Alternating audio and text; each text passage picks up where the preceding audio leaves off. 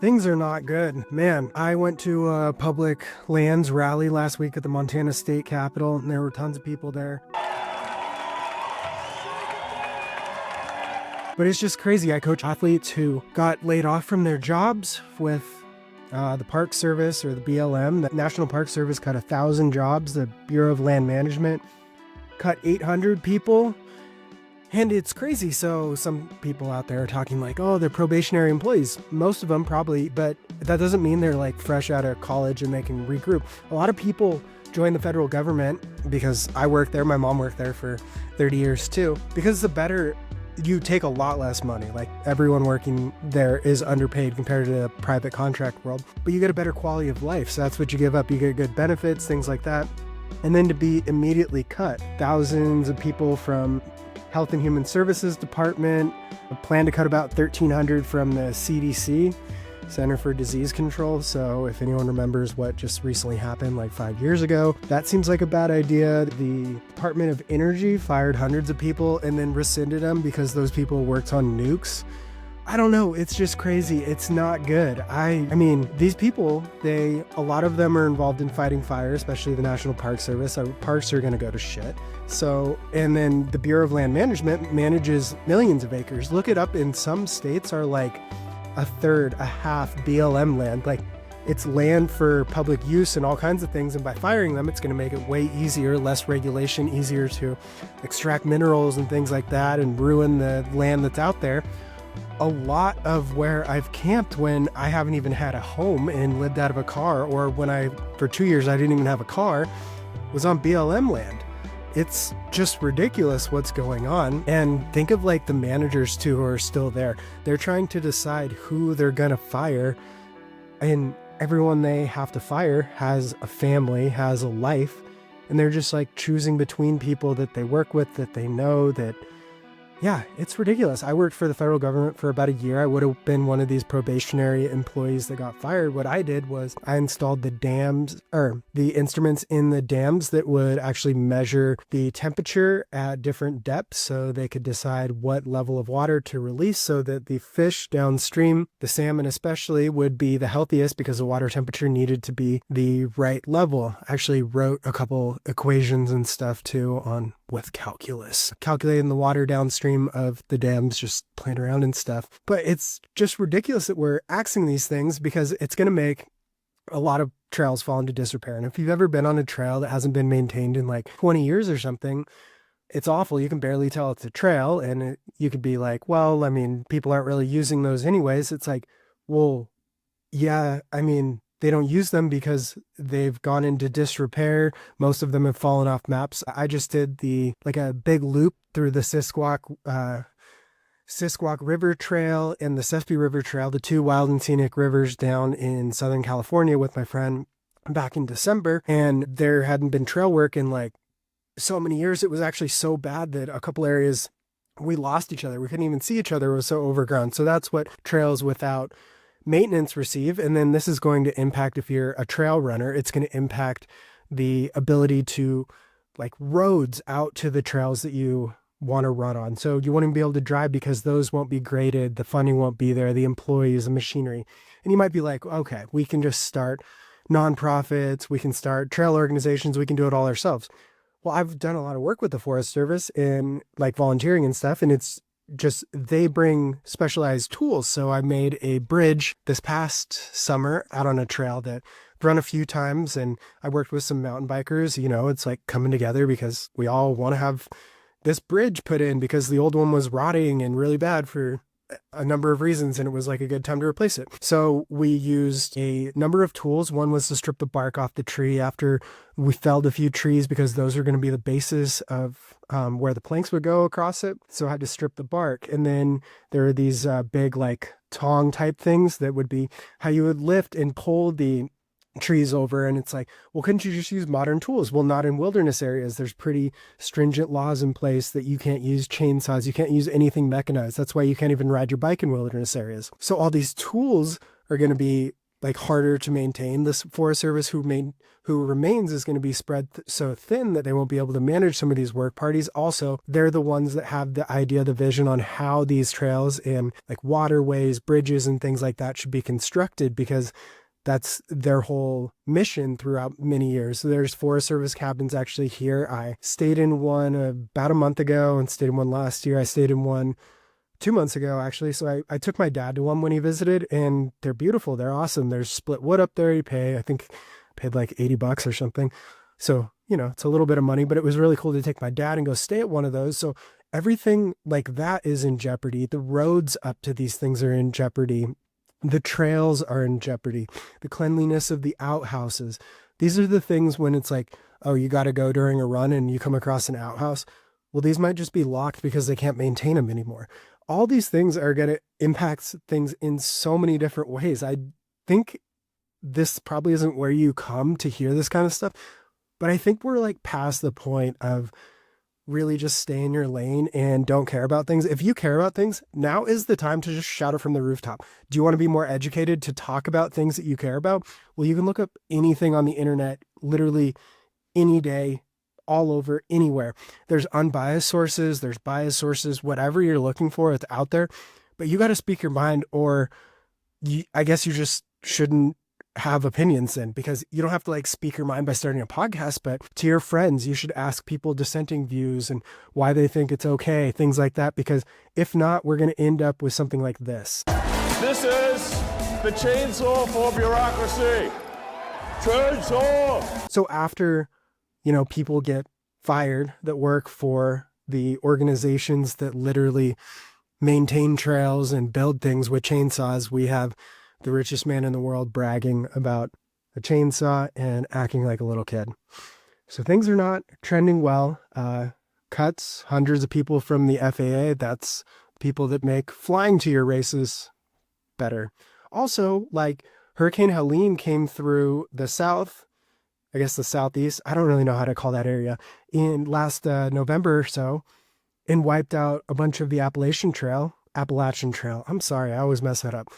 But how are we going to repair that if we just fired all the crews that literally put in the work to repair it? Another awesome thing about trail crews is it's this great middle ground where you graduate high school, you're not sure if you want to go to college, you don't know what you want to be when you grow up, but you love nature, adventure. It's a cool way, that bridge gap, like that gap year type thing, where you can make enough money to not dig yourself a hole, but you're not having to pick something or end up in something before you know what you want to do. So trail crews were really beneficial, both for the trails and the people that are doing them. I chose to hike the Pacific Crest Trail, and that was kind of my gap year. I did that when I was a sophomore in college, and kind of set me down the path of, well, I'd like to eventually figure out how to make a career in this world that I love so much, that's literally saved my life.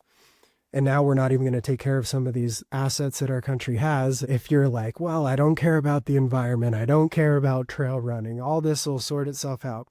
Well, there's also bills now to cut funding and education for disabled people as well. So disabled kids. So there are two different acts in place that promise access to education. They're civil rights actually focused, and they're going to cut funding for that. And so, yeah, there's proposals for everything. Everything could fall apart. So now's the time, if you have an opinion. You can unfollow me. I really don't care. But I think you should start talking locally. You should call your congressman, congresswoman, share your voice, do anything you can, because all that we have is our public lands. Once we don't have those, we're just like Europe, we're just like all these other countries where everything's privatized and everything comes at a cost.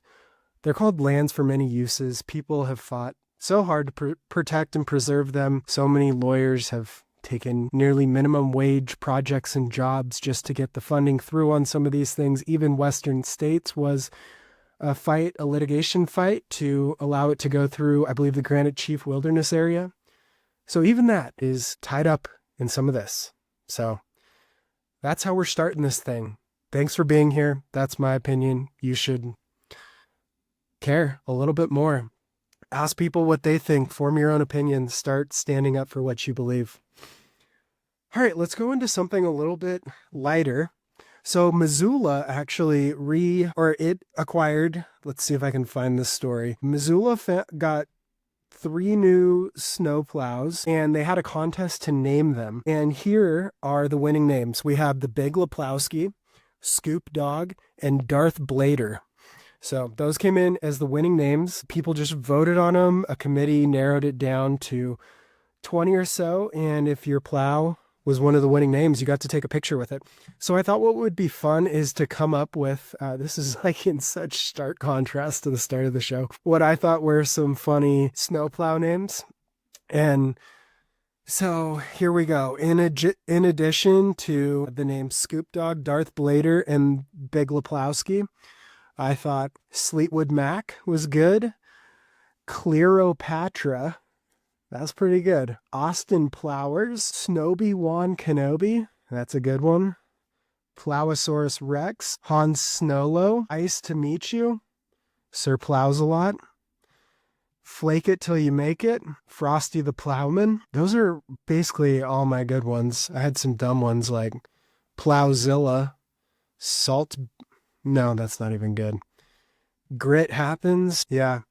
Slush Fund, that's kind of funny. But yeah, I thought that was a funny story to lighten the mood a little bit, because there's nothing like naming snowplows in a contest. Just like, I think they did that with a British battleship actually, and they came up with like Shippy McShip or something like that. But anyways, so that's your local fun story of the day to get through that. And then I thought I would do this little segment where people write in, and you can, so I'm going to do this segment. I don't know what I should call it. Maybe like advice only, bad advice only, good advice only, unfiltered legends take, figuring it out. We're going to call this figuring it out. All right. This is our new segment. It's called Figuring It Out, where I answer your questions no matter how dumb. I got one question on wag bags actually that came in, I don't know, maybe 8 months ago. Near the start of the podcast, someone asked if I would do a whole podcast on wag bags, and yep, I bowed to the listener's ask. Also, we have a really cool episode coming out on Monday. I talked to Joe Stringbean McConaughey, so better get that one edited and out in time for Monday. And so we're going to call this No Bad Ideas. I'm going to write that down. And then also this podcast, I got some big news. Janji just launched the first drop in the spring summer collection, and they have sun hoodies. They're awesome. You can look at my Instagram, goes way back of since they've had sun hoodies, I've raced in them. You should check them out. They also sponsor the podcast, so really grateful for that. But I just ordered a couple of them, and I got one for my sister for her birthday. Don't tell her. I don't think she listens, but you should follow her. She has a knitting account called Knitted by Grace. We do a little fun spoof on that in the episode with Stringbean. But go to janji.com and tell them I sent you on the checkout survey. But the sun hoodies are great. They also, I believe this year, added XXL and maybe 3XL. So trying to get them to be in that inclusive game too. So that's cool. And then, we'll just mention the rest here at the end. So we're calling this No Bad Ideas, and let's go with that. No Bad Ideas. Write me anything, jeff@freeoutside.com, and I'll answer your questions. So the first one is my best MacGyvered strategy. So this is a funny question, because when I think of MacGyvered, it's like when I first hiked the Pacific Crest Trail, I was 20 years old, and going through the Sierra Nevada mountains, my pack actually broke. I had an external frame pack. It had 55 pounds of weight in it, and the frame cracked 650 miles in. It was out of luck. It was bad. I was trying to figure out an option, and then my friend, Lil Buddha, we do trail names here, he found a pack actually in the hiker box, which is a box where it's like, if you don't need something, you put it in there, and then maybe someone behind you needs it. And there was a pack in there. When I say pack, I basically mean a bag that just had shoulder straps on it and had no cushion or anything, and the hip belt was like dangling off it. But it was like, well, this looks better than my other pack. So first I had a pack shakedown, which is basically where they take all your stuff, your friends or whoever, and then they go through it and are like, you don't need this, you don't need this, you should keep this. And I had way too many clothes. I was in the living my best life, 20 years old, wearing zip off pants days. So I knew fashion for sure. But they got rid of a bunch of my stuff. And then we had this pack and it all fit in there, but the hip belt was an issue. So what we did was we sewed up that hip belt with dental floss and a needle, and we sewed the belt back onto the pack.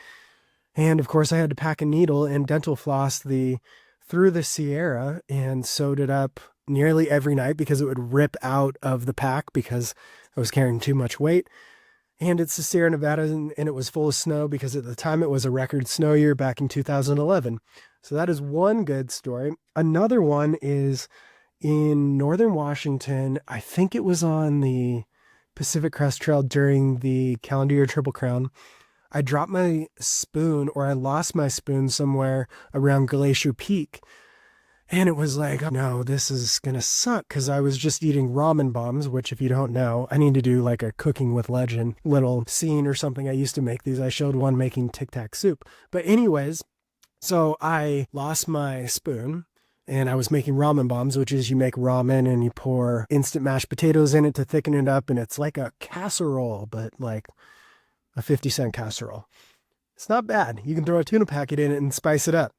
So I didn't have a great way to eat this. So I was just hiking along and like, dang, wonder why I lost it or where it went or all that. And so then I found this sign from a hunter. I think it was like a sign pointing to their trail camera or something. It was like plastic. So I took my little, 1/2-inch long knife and cut out a circle. And I took my tent stake that was like a V and I pressed in that circle and taped it onto my tent stake. So now I had a spoon that was a tent stake attached to a little piece of plastic and I could shovel my ramen bombs into my mouth. And speaking of gear and gear fixes, our other sponsor of the show is Garage Ground Gear. What I like about Garage Ground Gear, actually recently bought a headlamp from there, but it's a like e-commerce platform, but it's all small businesses. So you're supporting local small businesses. It also has the story of the business on there. You can see where they're from.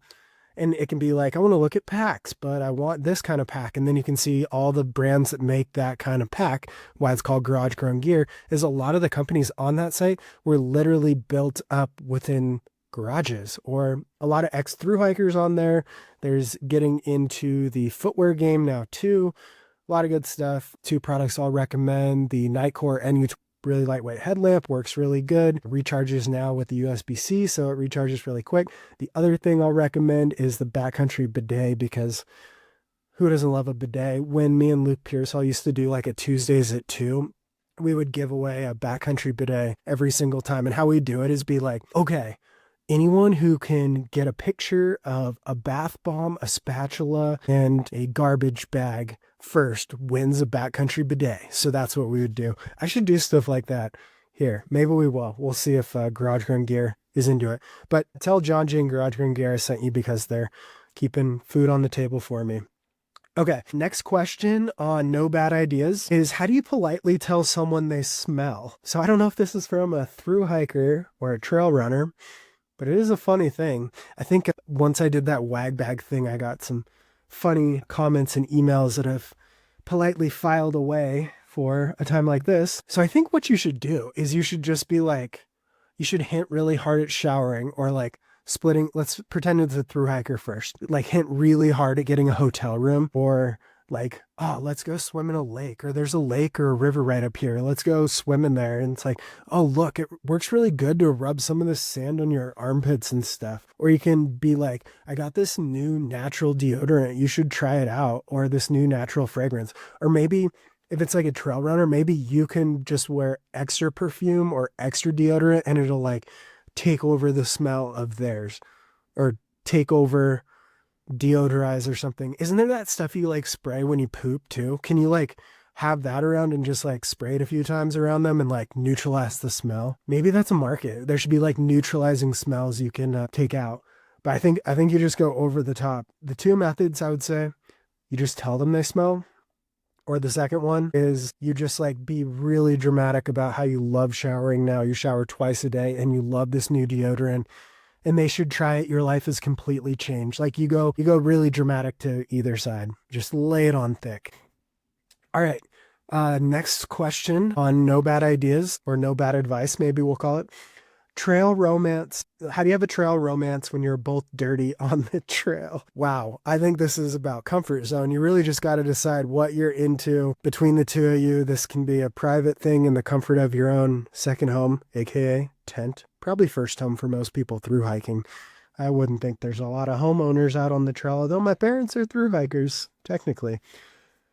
But I would say, yeah, when you're both dirty, maybe you can make use of those same areas where when you're telling someone they smell bad, hopefully it's not the same person that, yeah, trail romance and you smell bad. Hope not. But you can just like swim in a lake. You could do something like that. And then maybe your time comes when you're staying in a hotel. The problem with that is most of the time you're wanting to stay at a hostel to save money. So maybe it's just that first night out of town. You just do, I don't know. Yeah. I'd say it's got to be a comfort thing. It's got to be a discussion between the two of you. All right, let's just do a couple more. How do you escape getting mansplained? Well, I actually saw a guy mansplaining to a woman the other day about her own dog. So that was something interesting to say. I think what you do, look, I'm going to mansplaining. Mansplain getting out of mansplaining. What you should do is just go so ridiculous the other way of like, someone's like, yeah, you should tie your shoes like this, or you should wear your socks like that so you don't get blisters, and just be like, I actually really like blisters. It makes me feel more alive when I'm running. And if my feet aren't hurting a little bit, then something else will. And then just like every advice you get, just try to go so far against it. Like I've always found my stomach works, like feels good when I eat, I don't know, gummy bears instead of chug a gallon of milk. And you could be like, I've always found dairy actually calms my stomach down more than anything. Or you could be like, actually, where I'm running, I know there's a bathroom in like 2 miles. So I kind of want to get an upset stomach just so I can get it out of the way early. I think you just go so ridiculous back at them that you leave them speechless. There's nothing better than leaving someone who thinks they know everything speechless. So that's what I would say. Let's do one more. Where to start with a through hike? Okay, well, I mean, I'm planning for the Appalachian Trail FKT myself, and I'm actually coaching, advising, I don't know, kind of the same thing, but I'm taking on new athletes if anyone is interested, has some big running goals in the near future. But I have one athlete who's doing the Arizona Trail, helping him get things settled in. And kind of one thing that we talk about is you want manageable segments. I also have an athlete who just finished a 200. So talk about manageable segments. But what you want to do is you want to have your resupply location. So how I like to do it is go into maybe Far Out Guide and find all the resupply locations that realistically you could or would use. Put those in a spreadsheet. You don't have to use all of them. Then put the mileage between each. Then start kind of backing into how many miles a day you think you could do through those sections. You can do some research on elevation gain, technicality, terrain, distance between water, things like that. And then you back into it and you're like, okay, it's only a day and a half between these resupplies. I don't think I need to do that one. I can jump to the next. So it's a 4-day segment. And then you've decided what you actually need to cover for, like, how many days of food does my gear need to be able to hold, or like, how am I going to fuel myself through that segment? So break it down. I like to just full trail into resupply segments. And then within that, you can kind of zoom in and out as you want of like, I wouldn't say planning every single day and where you're going to camp. Is that worthwhile? Because it takes some of the fun, excitement, and adventure out of it. But at least knowing that, like, that 3-day segment, I'd like to get to the resupply around lunch or something. Then you know your food strategy, but then it can be like on day 2, I could go 20 miles or I could go 15. And the next day I just go a couple more. And, you know, if you're an hour or 2 late, it's not a big deal getting into the town. And an hour or 2 can be, you know, anywhere from 3 to 5 miles. So I'd say plan your resupplies and look into how you're going to resupply or where you're going to get food, re-up and stuff. And that will take care of how much gear you need, how big of a pack, how much weight you're going to carry. And let's just do one more. Rationing snacks with no self-control. How do you do that? I would just say not well. But one trick I have done is put it, each day's ration of food goes in one plastic bag, and you can't take out of tomorrow's food today, but you can make trades. So that's the fun thing. You can trade with your future self. And so by the last day, all the food you have left, you're gonna hate. Okay, that is what we're going to call today's episode. There was a bit of a rant to start, but I think if you care strongly about something, don't just watch the world happen. Start making something happen. It can be anything. It doesn't have to be my soliloquy on public lands, but you can care about quality public education, things like that. You don't have to care about everything, but you gotta care about something. I assume you do, and if not, start educating yourself. You'll find something to care about. All right, I just felt like that was warranted. Maybe I'll lose followers. Who cares? Stay elite, my friends.